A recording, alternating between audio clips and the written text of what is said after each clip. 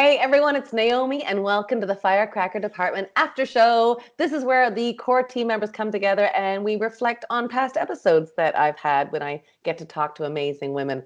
We sort of say what's jazzed us, what's held in our hearts and our minds after these discussions, and we get to see each other, which is really a treat. We've got Chelsea McKenzie, who's in Toronto, and she heads up the art department, the Firecracker art department. We've got Emily Churchill, who's in Los Angeles. She's part of the meditation department.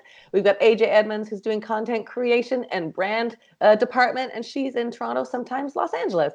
Here we go. So excited. And we're talking about Jenna Ricker. Now, Jenna and I spoke in New York about a year ago, and so we've sort of been catching up with all these fantastic episodes. But she was so great because I'd had one of those technical days that make your head explode where it takes you 6 hours to download 5 minutes. And then when we got to the place where we were doing the interview, my recording device didn't work. And then it was really noisy. And she was like, no big deal. I just love people who are like, no big deal. Like you say it all the time, AJ. You're like, no stress. And I'm like, yeah, I like that. Or no hurry. If you're 5 minutes late, that's okay too. I went to an audition once and it said, there's a sign that said, we know you're doing the best you can to be on time. Don't worry. I was like, that's nice. I like that. You'll know Jenna Ricker. She's done, she's like a producer, director, writer. She's done movies like Ben's Plan. And then this recent movie called Qualified about one of the first female indie driver, which I know probably resonates with you, AJ, because your partner's in the motor vehicle business.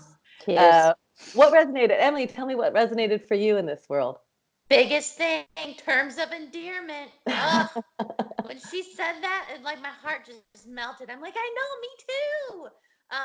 That movie it was so apparent in her episode, and it just kept coming back to terms of endearment. And I'm like, yes, if you haven't seen that movie, please see that movie. It's just, I love it.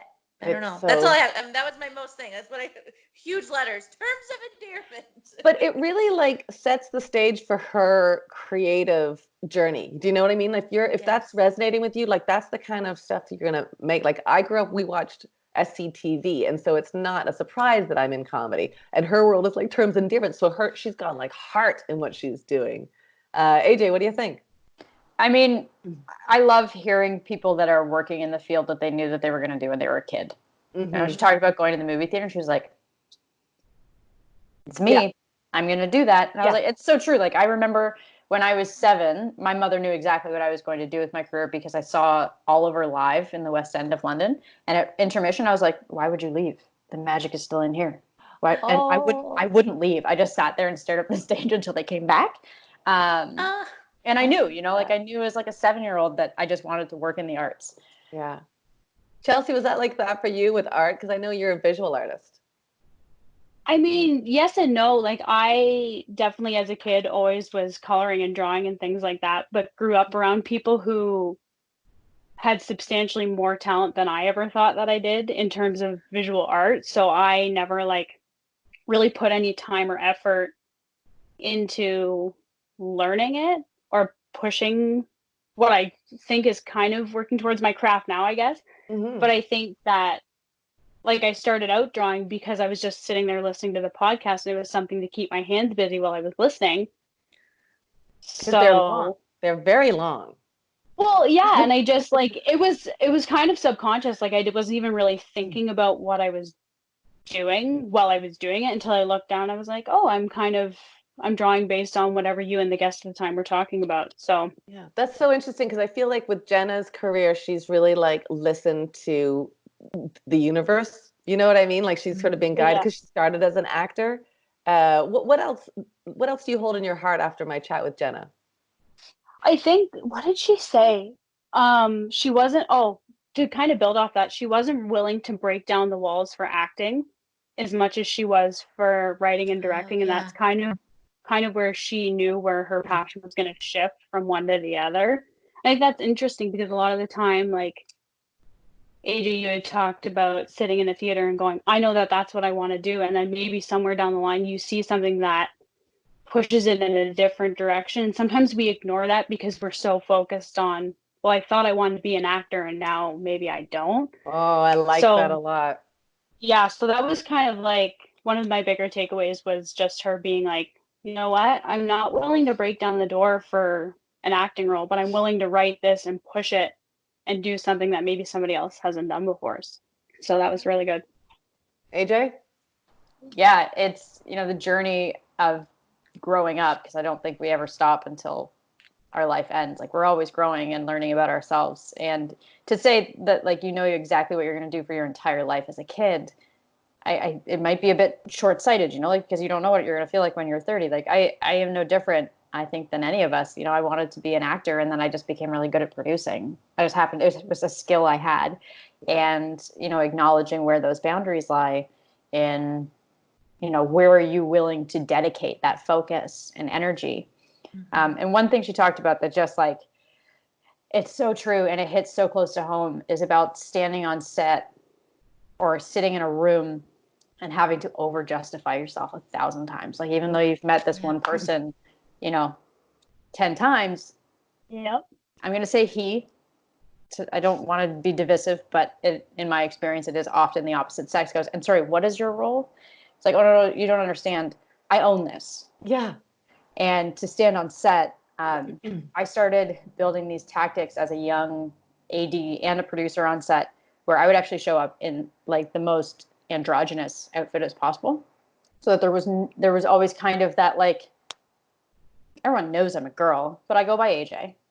So there's usually no preconceived assumption of who they're going to meet. And the first thing I do on set is I have a very strict conversation about sexual harassment. And that's a really quick way of identifying, how this is going to go. And, like, you might think that I look like a 12-year-old boy trapped in the body of a female, but, like, I don't deal with people telling me how sets run, because I know, and I'm here because I know. And so let's stop treating each other like you know more because you were allowed to be here before I was. Yeah. So when she said that, I was like, yeah, man, we still, to this day, walk onto sets and have people, surprised. Like, I was on a set in Los Angeles 2 weeks ago, and people were like, wow, you're, like, really good at this. And I'm like, yeah, it's my job. Yeah. Yeah. That's us too, right? Like, planting our feet and owning what we are and owning our power. That's huge. Yeah, I would have to say I got the whole thing of not realizing, oh, that's not a door I want to break down. Being an actor in LA and being a funny girl, they're like, do stand up, and I did stand up, and it's just not my thing. Like, I just don't love it enough to break down those doors. Like, Yeah. have so much respect for anyone that does stand up, because I've done it, and I'm like, I'm okay. I'm gonna go home. I think you guys have fun, Yeah. because I want to be in bed by 10. So yeah, I do realize that, and I think it's so important for everyone to realize that. What are you willing to break down that door for, and what not, and be okay with that. Yeah. I love Yeah. that. Any final thoughts about my chat with Jenna? I think that one of the other things, touching on what AJ said about the whole walking onto set and having her position judged, was the quote that she said when somebody asked her if she knew how to use a camera or use some sort of film equipment. Yes. And I just went, I work for now my second time in my life in an industry that's quite male dominated. I'm in an automotive factory job. So, like, I've been fortunate enough that I haven't really experienced too much of, like, well, you're a female. Do you know how to use a drill or build this car part? I haven't experienced it too much, but I have seen it quite a bit where, like, jobs are given to men because they can't, it's assumed or whatever, that maybe a woman couldn't lift that part or lift that piece of equipment. So that really for me was like, she put time and effort to go to school and learn this craft and improve herself, and somebody who still was like, do you know how to use that? Do you know how to use the camera? Like, Yeah. it baffled me that,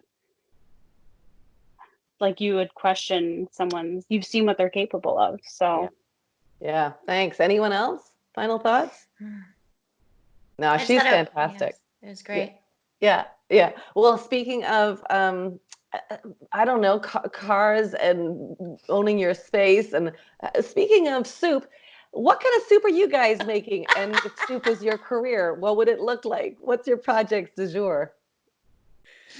Oh my gosh, I don't.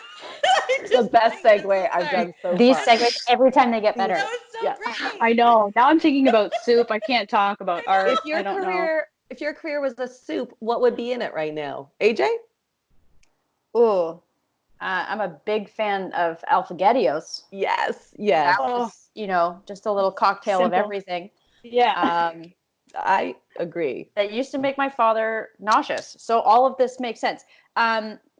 In the metaphor, no, I am completing a short film. I'm launching a producer's masterclass, basically for anybody that has an idea for a short film but has no idea where to begin. And just soaking up Los Angeles as much as I can. Love it. Love it. Emily? I'm doing a goal setting workshop series starting today. So if you're interested in anything like that, you can follow me at Reiki Healing with M on the Facebook.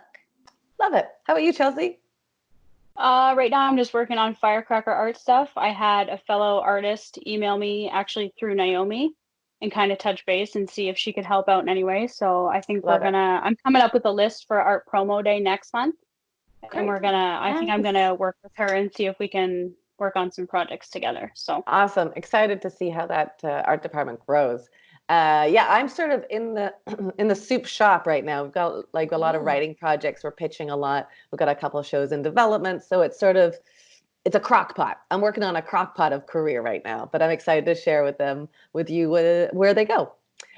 So speaking of computers, go onto your computer and then follow us, Firecracker Department, DEPT, on social media, and go over to our website, firecrackerdepartment.com. Listen to all the podcasts as they're full of such amazing women's voices and stories, and subscribe to our newsletter, because then you'll keep in touch with all the fantastic things that are coming up. We have a script reading series in Los Angeles. We've got one starting in Toronto. I mean, the world is just pew, pew, pew, pew. It's exciting.